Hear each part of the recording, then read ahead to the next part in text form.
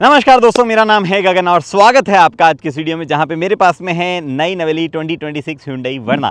Hyundai ने वर्ना को update कर दिया है और अपडेट करना जरूरी भी था, बिकॉज इस साल बाकी सेडान जो इस सेगमेंट में है वो भी अपडेट होगी। होंडा सिटी, स्लाविया वर्टू, सारी गाड़ियां जो है अपडेट होने वाली है। इनफैक्ट सिटी तो इसी महीने अपडेट होने वाली है, स्लाविया वर्टू जो है धीरे धीरे अपडेट होगी। बट 2026 Hyundai वर्ना में क्या क्या अपडेट आए हैं उसकी बात करते हैं। इसलिए नहीं कि सारी सेडान्स अपडेट हो रही तो हम बात कर रहे हैं। इस गाड़ी में भी अपने आप में इतने चेंजेस हैं कि उनकी बात की जाए। एक्सटीरियर में चेंजेस हैं, इंटीरियर में चेंजेस है, थोड़ा सा वेरिएंट जो है वो शफल हुए हैं और नाम भी चेंज हुआ है उनका।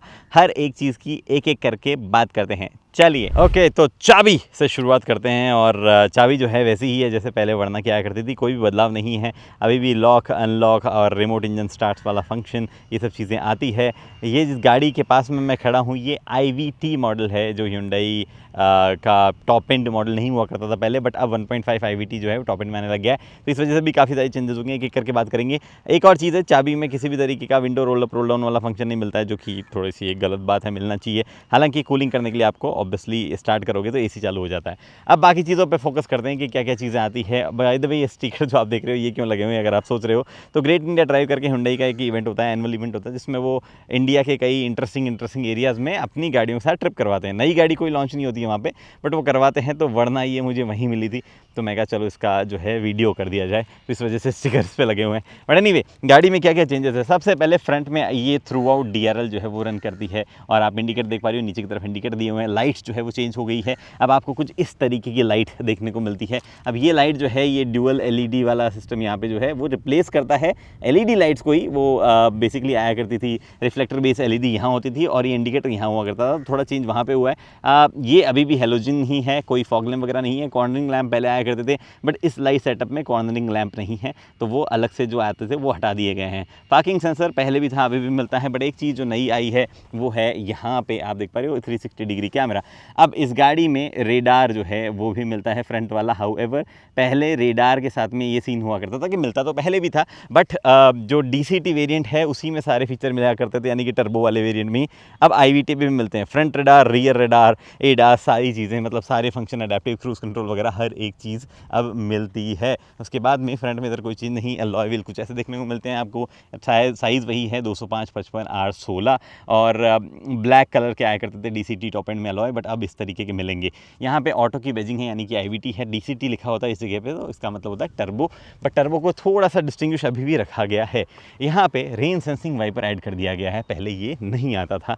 सनरूफ वगैरह पहले भी वैसी थी, 360 डिग्री कैमरा हुआ है तो उसका थोड़ा सा डिफरेंस वहाँ पे है, और साइड में कोई भी चेंज नहीं है। मतलब अगर आप देखोगे, इधर से मैं आपको दिखाता हूँ, तो इस गाड़ी को यहाँ से लेके यहाँ तक देखने में ज़्यादा कोई चेंजेस आपको नज़र नहीं आएंगे। आपको पता नहीं चलेगा ये कौन से ईयर वाला वेरिएंट है, मतलब ऐसा कुछ अलग पता नहीं चलेगा।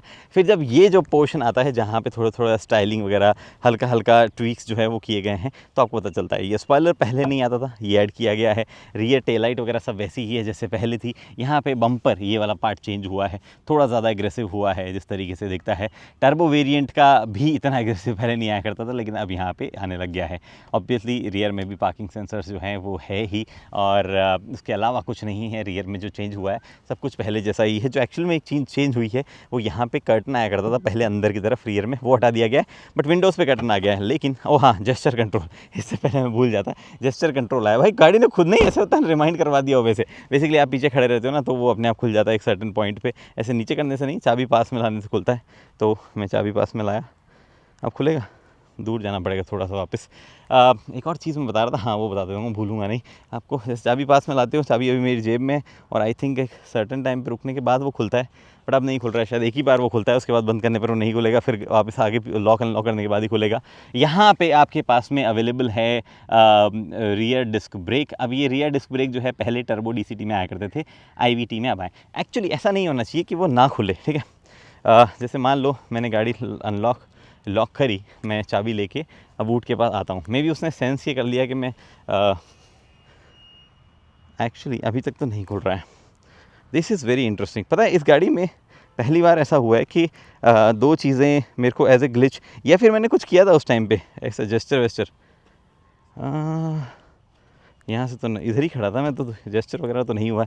मे बी कुछ तो सिस्टम रहा होगा, क्योंकि Hyundai के साथ में इलेक्ट्रॉनिक इश्यूज़ आते नहीं हैं, वो अलग बात है। कल हमने एक नोटिस किया था ड्राइव करते वक्त 120 की जो टाइम आती है वो 120 से ऊपर टेस्ट करते टाइम काफ़ी देर तक 120 के ऊपर आ गया था, म्यूज़िक चल रहा था, मुझे पता नहीं चला था, मतलब 121 ऐसे कुछ पे था मैं। और फिर बाद में गाड़ी जब नीचे गई 120 से तो भी वो चाइम हटी नहीं, 80 पे जाने के बाद ही हटी।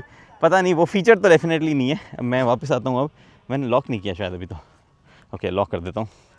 तो मैंने चलो चाबी से लॉक करता हूँ, इतनी दूर आके करूँगा। अगर मैं अब चाबी लेके इसके पास आऊँ, हाँ बोलोगे इतनी सी चीज़ पे क्या टाइम वेस्ट करता है, बट प्रॉब्लम ये है कि this should work, if this is not working this is a problem. ठीक है, नहीं काम कर रहा है ये, तो देयर इज़ सम इशू, ये जेस्चर कंट्रोल जो है प्रॉपर्ली हर बार काम नहीं कर रहा है। एनीवे आप चलते हैं अंदर, इसके अलावा बाहर कुछ नहीं है बात करने को। ठीक है, आपके पास रिक्वेस्ट सेंसर इधर ही आता है, उसे खोलना पड़ेगा। कोई भी ऐसा हाथ डालो खुल जाए होंडा सिटी वगैरह की तरह, वो वाला फंक्शन यहाँ पे Hyundai नहीं ऑफर करती है। Hyundai बोलो, Hyundai बोलो, जो कि एक्चुअल टर्म है यहाँ पे इंडिया में सारी चीज़ें बोली जाती है कॉमनली। और Hyundai जो कंपनी है Hyundai, उनको भी कोई प्रॉब्लम नहीं है, जैसे भी बोलो। दरवाज़ा या डोर पैड वैसा कि वैसे है जैसे पहले था, लेकिन कुछ चीज़ें बदली है, अगर आपने नोटिस कर ली है तो। ये 2 बटन अब आ गए हैं, मेमोरी सीट्स ऐड कर दी गई है, और यहाँ पे पावर एडजस्टमेंट सीट का हर तरफ का हो गया। पहले जो है हाइट के लिए आपको ऊपर नीचे खींचना पड़ता था और यहाँ बटन वगैरह आया करते थे, बट हर तरफ पावर एडजस्टमेंट, 8 वे पावर एडजस्टमेंट यहाँ पे आ गया है। कुछ भी चेंज यहाँ पे नहीं है। यहीं पे ये हल्का सा लेदर का इस्तेमाल किया गया। This is little rubberise, not soft hard but little rubberise texture over it.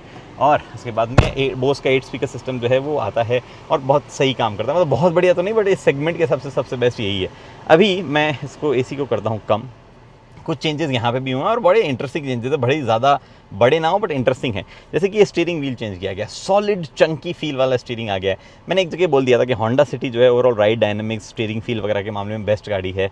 पूरा फोक्सवैगन स्कोडा समाज जो है वो बोलता है कि ऐसे कैसे बोल सकता है वगैरह वगैरह, जबकि होंडा से मेरे को कुछ खास लगाव है भी नहीं ऐसा, बट है तो है, अब मैं क्या कर सकता था।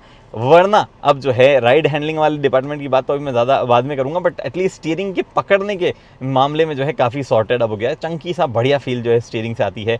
Hyundai का लोगो हट के मोर्स कोड वाला सिस्टम आ गया है। यहाँ पे थोड़ा सा बटन के लेआउट वगैरह में भी चेंजेस है, बट फीचर्स वगैरह में कुछ भी एडिशन सब्सट्रैक्शन नहीं है। आपको एडेप्टिव क्रूज कंट्रोल जैसे मैंने बताया वो तो ऐड हुआ ही है, बट या क्रूज कंट्रोल लिमिटर वगैरह हर चीज़ पहले आती थी वही यहाँ पे आती है। जो CVT है वो ऑब्वियसली स्टेप शिफ्टिंग के साथ में आता है, इलेक्ट्रॉनिक स्टेप्स जो है बनाए गए हैं, तो उसको कंट्रोल करने के लिए पैडल शिफ्टर दिए गए हैं यहाँ पे। एक चेंज यहाँ पे देख ही पा रहे हो, ऑटो यानी कि रेन सेंसर बाइक पर जो है उसका कंट्रोल इधर है। ऑटोमेटिक हेडलैम्प पहले ही आया करते तो वो यहाँ पे आ ही रहे हैं, कुछ भी चेंज उसमें नहीं है। यहाँ पे एम्बिएंट लाइट भी आती है इन 3-4 जगहों पे। अब एक चीज़ इनके अलावा जो आपने अगर नोटिस नहीं की अभी तक, तो मैं बता दूं कि स्क्रीन चेंज हुई है। यहाँ पे पहले ये स्क्रीन नहीं आया करती थी, यहाँ पे थोड़ी सी अलग स्क्रीन आया करती, it was not completely digital sort of cluster जैसा अभी आता है। अब क्योंकि ऐसा आ गया तो ड्राइव मोड वगैरह जो है सब चेंजेस वगैरह जो है जब होंगे तो आप यहाँ पे देख पाएंगे। And then you can also toggle through multiple things, जिसमें नेविगेशन वगैरह भी है। इस पर एंड्रॉइड और एप्पल CarPlay मिरर नहीं होता है यहाँ पे, बस ये नेविगेशन वगैरह ऐसी चीज़ ही दिखाता है। हाँ, आप कुछ सेटिंग्स वगैरह जो है वो भी यहाँ से कर सकते हो, होल्ड ओके करके रखोगे, मतलब सेटिंग से एक्सेस कर सकते हो, सेटिंग से यहाँ चेंज नहीं कर सकते, बट होल्ड ओके करके दबाओगे तो इस 10.25 इंच स्क्रीन पे कुछ नहीं होगा, बट इस 10.25 इंच वाली स्क्रीन पे आपको दिख जाएगा कि आपको क्या क्या बदलाव करने हैं ADAS रिलेटेड सिस्टम्स में। और वो ADAS रिलेटेड सिस्टम में जो है एक चीज़ नई ऐड हो गई है, वो स्मार्ट क्रूज कंट्रोल वगैरह वाली चीज़ें ऐड हुई है। एंड ऑफ कोर्स आप इसको बंद करके रखोगे तो खुद से चालू नहीं होगा, आपको ही वापस चालू करना पड़ेगा, which is a comfortable thing India में। बाकी स्क्रीन में कोई भी चेंजेस नहीं है अभी भी। टॉप एंड में जो एंड्रॉइड और एप्पल CarPlay वो वायरलेस तरीके से नहीं आता है, ये हार्डवेयर लिमिटेशन है। एक लोअर वेरिएंट में Hyundai के आता है, बट टॉप एंड में स्क्रीन नहीं आता, ये भी 10.25 इंच की स्क्रीन है। उसके बाद में इधर अगर आप देखोगे एम्बिएंट लाइट रन कर रही है थ्रू आउट। पैसेंजर एयरबैग ये अलग से पहले आता था या नहीं आता था, आप बताओ मुझे। और समझ में तो सबको आ रहा होगा कि पैसेंजर एयरबैग ऑन है या ऑफ है, वो वाला सिस्टम यहाँ दिया गया है, बट ये क्यों आता है? और यहाँ पे रियर सीट बेल्ट वार्निंग वाला सिस्टम जो है वो भी आता है। ये क्या है, क्यों एडिशन किया जाता है इसका पता है? इसमें इसकी बहुत ही डीप मीनिंग है इसका।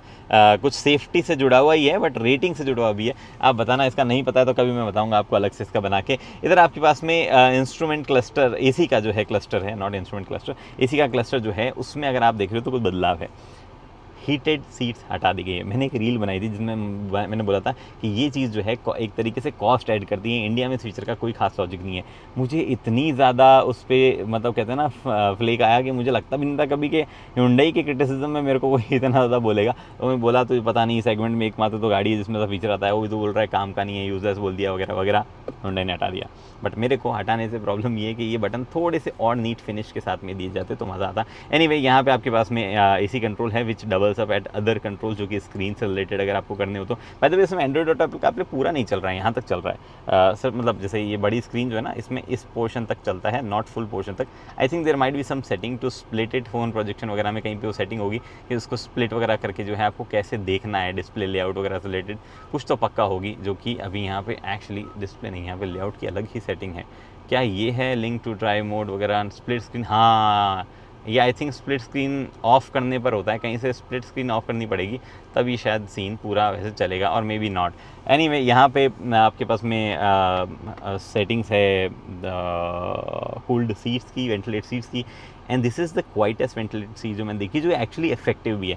इनफैक्ट सीट्स वगैरह भी बढ़िया है, और सीट में भी एक फीचर ऐड हुआ है, पैसेंजर सीट में अब ऐड हो गए हैं कंट्रोल, बेसिकली इलेक्ट्रिक कंट्रोल्स, और उसकी वजह से यहाँ पे बॉस मोड टाइप चीज़ भी आ गई, जिसको Hyundai शायद कुछ पैसेंजर इजी एंट्री ऐसा सिस्टम बोलता है, क्योंकि रियर पैसेंजर जो है वो अपने हिसाब से सीट को एडजस्ट कर पाता है। बट सीट्स का लेआउट वगैरह ऐसा है, बढ़िया है, कोई इशू किस तरीके का नहीं है, यहाँ पे कोई एडिशन नहीं है कुछ भी किसी तरीके का। इलेक्ट्रॉनिक पार्किंग ब्रेक अब आपको टॉप एंड वेरिएंट में मिलेगा, मतलब IVT में मिलने लग जाएगा, पहले ये नहीं मिलता था क्योंकि IVT टॉप एंड में नहीं मिलता था। यहाँ पर और कुछ चीज़ नहीं है जिसके बारे में कुछ बताना हो। जो एक एडिशन ये इधर हुआ है वो है ये डैश कैम। ये डैश कैम जो है अब ADAS वाले सिस्टम के साथ में ही डैश कैम आता है, यहाँ से आप चालू कर सकते हो इसको बंद कर सकते हो। There is no screen but obviously you can see the things on your app. उसके अलावा इधर और कोई चेंजेस नहीं है, सब AC वेस सॉरी सनरूफ सब वैसे ही है। LED लाइट पहले आया करती थी, LED लाइट पहले आएगी। यहाँ पे अभी भी वैनिटी मिरर नहीं दिया जाता है। अब एक काम करें, पीछे चलें, बिकॉज वहाँ पे भी थोड़े थोड़े चेंजेस ज़रूर होने चाहिए। क्या हुए हैं मैं बताता हूँ आपको, बहुत ज़्यादा तो नहीं है, उसके बाद में चलाएँगे इसको सीधा। देखो इस वाली जगह पे स्पेस तो ठीक ही है, ये मैंने ऑल द वे पीछे कर रखी है सीट, फिर भी जो है बढ़िया स्पेस यहाँ पे आपको देखने को मिल ही पा रहा है। थाई सपोर्ट भी ठीक है, मेरे जैसे हाइट वाले के तो 5 फुट 8 इंच मेरी हाइट है। बट जो चेंज किया गया है इधर वो ये कि अब आपको लोअर वेरिएंट से ही मिलने लग जाएंगे ये सनशेड। ये सनशेड जो है ये एक्चुअली ज़्यादा काम की चीज़ है यहाँ वाले शेड के मुकाबले, बट ये भी एक बढ़िया ही चीज़ थी वैसे तो, बट हटा दी गई है, Hyundai ने इसको नहीं रखा है। ऑब्वियसली सील डजंट फोल्ड, पीछे जो है स्ट्रट्स आते हैं सेफ्टी वगैरह के हिसाब से। सेफ्टी से याद आया, इस गाड़ी में एक और सेफ्टी फीचर ऐड किया गया है। एयर बैग जो है वो अब 6 नहीं 7 आते हैं। एक नी एयर बैग जो है वहाँ पर ऐड किया गया है, नीचे जो लिखा हुआ भी वार्निंग, ये दोनों आपको यहाँ से दिख रही यहाँ लिखा हुआ है एयर बैग, तो वो ज़रूर एडिशन उसमें वहाँ पे हुआ है। रियर में आपको एज़ यूजुअल टाइप C एक थोड़ा सा मोबाइल रखने की जगह और AC के वेंट्स मिलते हैं। ठीक ठाक हवा पीछे तक गाड़ी फेंक देती है। बड़े बड़े भाई ये चीज़ ना Hyundai से बेटर कोई नहीं करता। उनको पता है इंडियंस जो है इस जगह को सामान रखने के काम में लेते हैं। बड़े फ़ोन्स, इनफैक्ट ये इतना बड़ा ट्राईपॉड जो है, मोनोपॉड ट्राईपॉड जो बोले उसको, वो यहाँ पे जो है फिट हो जाता है, विच इज़ अमेजिंग जिस तरीके से होता है। और बड़े कप होल्डर भी आपको मिलते हैं। अब चलाएं इसको। ओके जी, तो ड्राइव शुरू करते हैं। वैसे मैं एक बीच के पास में हूँ जहाँ गाड़ियाँ यूजुअली धंस जाती है, बट मैंने जानबूझ के ऐसे पैराबोला टाइप जगह में पार्क किया ताकि मेरे को निकलने में आसानी हो। गाड़ी ऑलरेडी ट्रैक्शन काट रही है, बट थोड़ा थोड़ा स्लो निकल गई निकल गई। चलो एनीवे, सो सबसे पहले इंजन्स वगैरह में कोई चेंज नहीं है। डीजल कोई ज़माने में आया करता तो वह वैसे भी नहीं आता है, और चैसी वगैरह में भी कोई चेंज नहीं है, सस्पेंशन में भी कोई चेंज नहीं है। बोला तो कोई चेंज नहीं किया गया, बट हल्का हल्का सॉफ्टनेस फील हो रही है ऐसे, और अच्छी प्लांटेड राइड फील हो रही है, सॉरी मतलब राइड क्वालिटी फील हो रही है। उनकी बात करते हैं। बट सबसे पहले मैं चला रहा हूँ 1.5 MPI IVT। ये इंजन जो है ज़्यादा बिकता भी है और ज़्यादा स्मूथ भी है, कमाल भी है, बट पावर कम है। 115 PS और 143.8 न्यूटन मीटर टॉर्क जो है ये निकालता है। टॉर्क तो फिर भी थोड़ा कम आता है। जो पीक पावर है 115 PS वाली, वो ऑलमोस्ट 6300 RPM पे आती है। RPM से एक और चीज़ याद आई, अरे सियरा NA पता है मैंने सियरा, हाँ एक्चुअली सियरा NA है ना ये, तो सियरा NA का मैंने रिव्यू कर दिया था 1.5, और ये बहुत ज़्यादा स्लो फील हुई, बहुत ही ज़्यादा डिसअपॉइंट हुआ मैं इस गाड़ी से। बट मैंने वो वीडियो नहीं डाला क्योंकि सियरा NA का मुझे पता चला कि एक अपडेट आने वाला है जो कि इंजन से जुड़ा हुआ है, इसलिए हमने वो वीडियो होल्ड कर लिया। वैसे आएगा तो पुरानी गाड़ियों के लिए भी, जहाँ तक मुझे पता है, बट इन केस मतलब ऐसा नहीं मैं आज वीडियो बना के बोल दूँ अरे बहुत बेकार है ये वो, तो 4-5 दिन 10 दिन बाद में अपडेट आ जाए, फिर लोग बोलेंगे कि आपने तो ऐसे बोल दिया, अपडेट आ गया, जानबूझ कर पहले वाली गाड़ी वगैरह। वाह वाह, टाटा के फैन बॉयज़ के साथ बहुत समस्या है, बहुत गाली गलौज करते हैं वो ऑनलाइन, थोड़ी सी मेंटल पीस ख़राब कर देते हैं। एनीवे, तो फिलहाल बात ये है कि इस पर फोकस करते हैं जिस पे बात कर रहे हैं। तो इस इंजन वगैरह में कोई चेंज नहीं है। हालांकि एक चीज़ है जो मैंने कभी पहले नोटिस करी नहीं वर्ना वगैरह में या किसी में भी, ना ही Hyundai के किसी और IVT वाले 1.5 में आज मैंने नोटिस करी है। आप बताना मुझे, क्या ये पहले भी कहीं आया करती थी? एक सेकेंड रुको, मैं पहले थोड़ा सा निकाल लेता हूँ। वैसे गाड़ी की ग्राउंड क्लियरेंस बहुत ज़्यादा नहीं है, बट ये जो ऐसे अतरंगी स्पीड ब्रेकर जो है फिर भी पार कर रही है, कहीं टच नहीं हुई है। मैं बताता हूँ आपको मैं किस चीज़ की बात कर रहा हूँ। नॉर्मल मोड में हूँ, इकोनॉमी मोड में हूँ, और मैं जैसे ही हार्ड एक्सेलरेशन पेडल प्रेस करूँगा, CVT का टिपिकल बिहेवियर है कि इंजन RPM ऊपर चले जाते हैं। कुछ नहीं हुआ, ठीक है, इकोनॉमी मोड में। Now I come to normal mode, और अब यहाँ नोटिस करना, ठीक है, ये देखो डैश। और होता क्या है ना, जब ये डैश लिखा आता है तब जेन्युइनली थोड़ी सी गाड़ी पुल करती हुई ज़्यादा नज़र आती है। मतलब ऐसे हल्ला ज़्यादा और पिकअप कम जो है वो कैरेक्टर थोड़ा सा बेटर हो जाता है, थोड़ी गाड़ी में पावर ज़्यादा सी लगने फील होती है। डैश का मतलब होता है डैश ड्राइव। ये Hyundai के अकॉर्डिंग बेसिकली जो IVT ट्रांसमिशन है उनको थोड़ा सा और ज़्यादा स्पोर्टी बनाता है। ओवरऑल जो IVT में क्या होता है, दो ऐसे कोन होते हैं और उसके बीच में एक बेल्ट लगी होती है, उसको थोड़ा सा और फर्मली होल्ड करता है ताकि जो पावर है वो प्रॉपरली इंजन से जुड़ी हुई व्हील्स को फील हो और आपका गाड़ी जो है फटाफट खींचती चली जाए। ये मोड बाय डिफ़ॉल्ट ऑन हो जाता है जब आप स्पोर्ट मोड में डालते हैं। इसीलिए स्पोर्ट में अगर आप ये एक्सीलेंट पेडल दबाएंगे तो वहाँ पे ये डैश डूश जो है वो नहीं लिखा आता है। एनीवे, आपसे बातें करते करते मुझे रियलाइज़ हुआ मैं गलत साइड आ गया हूँ, बट थोड़ा सा और गलत साइड ही चल के वापस घूम के जाएंगे। मैं इस वक्त रामेश्वरम में हूँ, पाम्बन आइलैंड पे। जो आइलैंड है बेसिकली ये इंडिया के बहुत ही फार एज पे साउथ में, जो श्रीलंका के नज़दीक है, वहाँ पे मैं अभी हूँ। और बड़ा इंटरेस्टिंग है ये वैसे, but I was little disappointed with the fact कि जो ओवरऑल टेरेन ज्योग्राफी इसकी है, हम इसको साफ़ नहीं रख पाते हैं। काफ़ी गंदगी वगैरह मैंने इसमें देखी, जबकि ये काफ़ी रिलीजियस इंपॉर्टेंस से भी जुड़ा हुआ है। मुझे ऐसा लगता था कि रिलीजियस इंपॉर्टेंस से जुड़ी हुई चीज़ें तो कम से कम में साफ़ रख देनी चाहिए, बिकॉज वहाँ पे तो डबल रीज़न हो जाता है ना आपके पास चीज़ें साफ़ रखने का। एनीवे, फिलहाल जो है बात करते हैं कि कैसी पावर, क्या कुछ फील है, कैसी राइड क्वालिटी वगैरह। सबसे पहले कुछ तो Hyundai ने किया है राइड क्वालिटी वगैरह के डिपार्टमेंट में कि गाड़ी और बेहतर फील हो रही है इन गड्ढों पे। चाहे एक जना बैठा हो या चार भी हमने इसमें बैठा के गाड़ी को चलाया, चार बैठे होते हैं तो गाड़ी दब जरूर जाती है। ग्राउंड क्लियरेंस वाली काफ़ी नीचे हो जाती है, ग्राउंड क्लियरेंस हो सकता है वहाँ इशू ज़्यादा है। बट मैंने कोची से लेके रामेश्वरम तक इसको चलाया है, कहीं पे भी प्रॉब्लम नहीं हुई है। और उसके अलावा एक और चीज़ ये कि जो राइड क्वालिटी है, चार लोग बैठे हो, चाहे एक बंदा बैठा हो या दो बंदे बैठे हो, ओवरऑल मस्त फील होती है। गाड़ी जो है ग्लाइड करते हुए जाती है मोस्टली गड्ढों पे। जो अपने यहाँ पैच वर्क है, जो कि एक्चुअली इस रोड पे भी काफ़ी पैची सी रोड हो रखी है, ये जल्दी जाइए। तो ये रोड भी काफ़ी पैची सी जो है वो लग रही है, जैसे कि देखो यहाँ पे काफ़ी पैची टाइप लग रही है। बट फिर भी आप अगर नोटिस करोगे तो बहुत ज़्यादा अंदर जो है बम्स ट्रांसलेट होके आ नहीं रहे हैं, ना ही जॉल ज़्यादा आ रहा है। स्पेशली जब दो लोग बैठे हों या तीन लोग बैठे हों, it just glides over it. और ओवरऑल जो है राइड का मज़ा वो जो ज़्यादा हो गया है।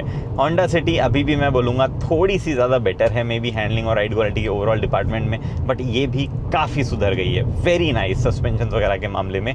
ओवरऑल हैंडलिंग जिस तरीके की, जो डायनेमिक जिस तरीके के हैं गाड़ी के, वहाँ पे अभी भी उतना बड़ा बदलाव नहीं हुआ है। वहाँ पे अभी थोड़ी सी जो कहते हैं ना हल्की फुल्की इधर उधर मूव होती है। हाँ, कोई ज़माने में वर्ना का स्टीयरिंग एकदम लाइट हुआ करता था, वैसा नहीं रहा है। अब थोड़ा सा स्टीयरिंग में वजन आ गया है, तो वो एक चीज़ अच्छी हुई है। और साथ में हाई स्पीड पे भी जो है ऐसा पूरा ढीला ढाला स्टीयरिंग नहीं लगता है। जो वेट दिया गया बहुत ज़्यादा भले ही ना दिया गया, बट फिर भी कॉन्फिडेंस बनाए रखता है, कोई इशू उसमें नहीं होता है। लेकिन जो चीज़ है कि जो कैरेक्टर्स, जो डायनामिक्स ओवरऑल टर्न वगैरह में Volkswagen की जो गज़ब चैसी है, और इनफैक्ट उसमें जो 1.5 इंजन आता है उसके साथ में आता है, वो कमाल चीज़ है, वो बहुत बढ़िया लगता है। वैसा यहाँ पे कुछ नहीं है।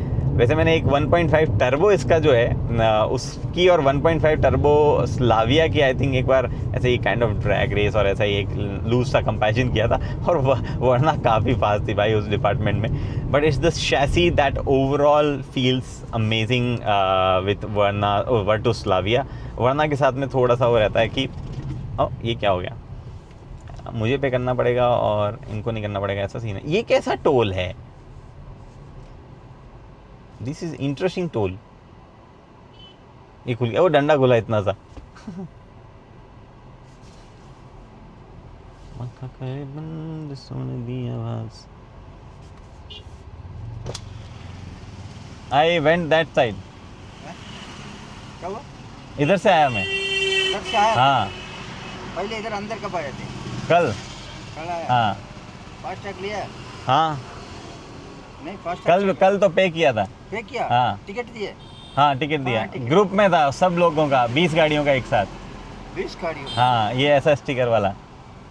तो okay, I think this is that rural toll वाला सिस्टम होता है ना, मतलब एक पंचायत समिति के हिसाब से टोल वो लगाते हैं कई जगहों पे, ये उसका है। क्योंकि मुझे याद है कल भी हमने पे किया था, फास्टैग काम नहीं कर रहा था फॉर सम रीज़न, तो हमने एक साथ पे किया था, एक ग्रुप है बड़ा सा, तो इसलिए चलो उन्होंने जाने दिया नहीं। तो मैं बात ये कर रहा था कि वो जो चैसी वगैरह का फ़न है वो उस गाड़ी में डेफिनेटली बेटर है। हाँ, भले ये थोड़ी थोड़ी कुछ एरियाज़ में फास्ट है या लाइट और निम्बल टाइप फील होती है। उसके अलावा क्या है बात करने को जो मैंने नहीं किया हो? आई थिंक सब तो बता दिया है मैंने। ब्रेकिंग वगैरह is very firm, very nice. Disc वगैरह लगे हैं, हालांकि टायर्स थोड़े से लेट डाउन करते हैं क्योंकि वो उतना ज़बरदस्त ग्रिप रोड पे नहीं बना पाते हैं, तो उसकी वजह से जो है ब्रेकिंग थोड़ी सी वीक फील होती है। But in terms of brake वगैरह में कोई इशू नहीं है, अब तो 4 डिस्क आ गए हैं। तो साथ ही में और एसी परफॉर्मेंस इज़ ब्रिलियंट, बढ़िया काम करता है एसी, कोई शिकायत नहीं किसी तरीके की। द एडिड बोनस इज ये गाड़ी पूरी वाइट है अंदर बाहर से, तो may be that might be helping, but overall AC works flawlessly. अच्छी खासी गर्मी थी, एक जगह बीच में 42 डिग्री चला गया था, बट फिर भी कोई इशू नहीं। पहले अभी टेम्परेचर क्या है कोई दिखाई नहीं रहा, स्पोर्ट में ये रहा 33, अभी तो टेम्परेचर ज़्यादा नहीं है। इस एरिया में टेम्परेचर ज़्यादा नहीं होता, बस ह्यूमिडिटी इतनी ज़्यादा होती है कि बाहर खड़े हालत ख़राब हो जाती है। पता है, मेरे को राजस्थान में रहता हूँ, मेरे को 48 डिग्रीज में भी कभी लू नहीं लगी, हीट स्ट्रोक जिसको बोलते हैं। और मेरे को गोवा में अभी राइड कर रहा था मैं BMW, उस दिन 35 में ही जो है मेरे को हीट स्ट्रोक लग गया, और आज मैं था डिहाइड्रेटेड फील हो रहा हूँ। एनीवे, बट 1.5 टर्बो जो है वो that is much more powerful, much more alive, बहुत ही बढ़िया वो फील होता है। ये इंजन काफ़ी डल फील होता है हाईवेज़ वगैरह पे जब आप लेके जाते हैं ना, तो ओवरऑल परफॉर्मेंस वगैरह वैसी नहीं है जैसी आपको चाहिए होगी ओवरटेक वगैरह करते टाइम पे। ये इंजन काम का है, आप प्यार से चलाओ, सिटी वगैरह में प्यार से चलाते हो, आप ऐसे बंदे हो जिनको बस कम्यूट के लिए गाड़ी चाहिए होती है, प्यार से चलाने वाले लोगों में से माइलेज निकालने के हिसाब से चलाते हो। सिटी में पीक ट्रैफिक में this will still return you 10-11 kmpl, loose traffic में ऐसा ट्रैफिक है तो रिटर्न यू 13 kmpl, हाईवे पे 16 kmpl के आसपास ये निकाल के देगा। सेम चीज़ आप टर्बो से भी निकाल सकते हो, बट सिटी वाला पॉसिबल नहीं है उसमें, और थोड़ा सा भी एक्सेलरेशन हार्ड प्रेस करोगे तो उसमें ज़्यादा माइलेज ड्रॉप होता है, जो कि इसके साथ में केस नहीं है। ओके, तो कंक्लूजन ये है कि वर्ना जो है उसको अपडेट होना ही था 2026 में, बिकॉज अब 2026 में बाकी गाड़ियाँ जो अब अपडेट होगी तो वर्ना को जो है सबसे पहले एकदम लाव लश्कर के साथ में जो है दिखाना जरूरी था। मे भी शायद इस वजह से अपडेट कर दिया गया है, 2-3 चीज़ें रिमूव की गई है, बट ओवरऑल अभी भी ये फीचर इस गाड़ी रहती है। अब देखना ये है कि होंडा सिटी और स्लाविया वर्टुस में क्या आता है। स्लाविया वर्टुस का तो बहुत ज़्यादा एक्सपेक्टेड है क्या आएगा, होंडा सिटी अगले ही महीने, इसी महीने एक्चुअली पता चल जाएगा कि क्या आने वाला है। बट बात ये है कि वर्ना, होंडा सिटी, स्लाविया वर्टुस डीजल इस सेगमेंट से आउट है। ये सेगमेंट वैसे ही थोड़ा थोड़ा डाइंग सेगमेंट है। क्या आप इसको लेना पसंद करेंगे? अगर आपको सेडान अभी भी लेना पसंद है तो क्यों पसंद है, कमेंट सेक्शन में लिख दीजिए। फिलहाल इस वीडियो में इतना ही, उम्मीद करता हूँ वीडियो पसंद आए, लाइक शेयर सब्सक्राइब आप कर सकते हैं। अगली वीडियो के लिए दोस्तों हेलमेट पहनिए, सीट बेल्ट पहनिए, सुरक्षित चलिए। धन्यवाद।